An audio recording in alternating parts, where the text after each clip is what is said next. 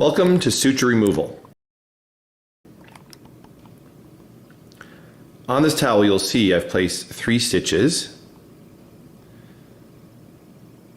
And whenever you're taking out sutures, it's good to kind of have a good idea of what's actually underneath. So for each one of these are basically a loop that's gone down through the skin and back up over to the side, coming out through this side, and there's a knot. Ideally the knot is on the side of the cut. If this line here, the gap, is the cut, you'll see that the knot is on the side. So for several days or maybe a week or even longer, this section of suture has been exposed to the outside world and is dirty. The stuff that's underneath is largely clean, the stuff that's actually in the skin. So you want to remember that so that when you take out your sutures, you don't inadvertently pull the dirty suture back through the skin. You don't want to introduce germs into it. Now, I'm just going to give you another view shot. Turn this around. Here we go. So to take stitches out or sutures out, basically you want to make sure you don't pull the dirty suture back through the patient, but you also don't want to have multiple pieces of suture and get a piece lost inside.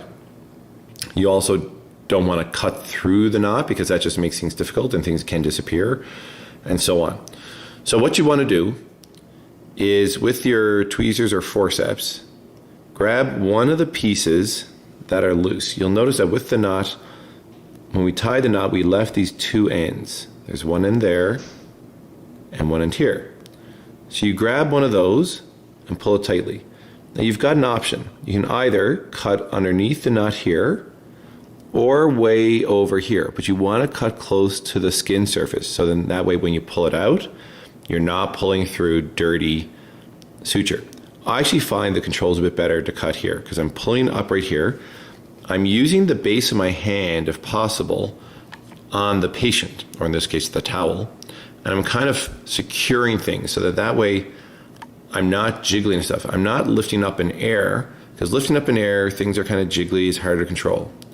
But if you instead brace with your hand, instead of suspending in air, no, brace with your hand, and then you'll find things work better. Now, you can't always brace with your hand, there might be certain circumstances, but if you're able to at all, I highly recommend it. So you pull up. Now the patient should be stuck to the skin should be stuck to the patient a bit. So this towel is moving up a bit more, and you'll notice that, actually I'm going to zoom in there so you can really see well.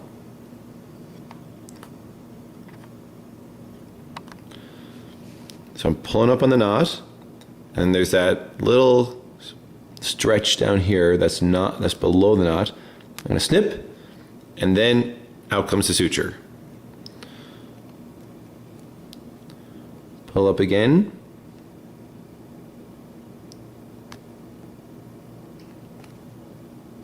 This particular knot is a bit tight. I actually thought that as I tied it. There we go. And we've got our third one. Pull up. You'll notice that the knot's sort of unraveling or something.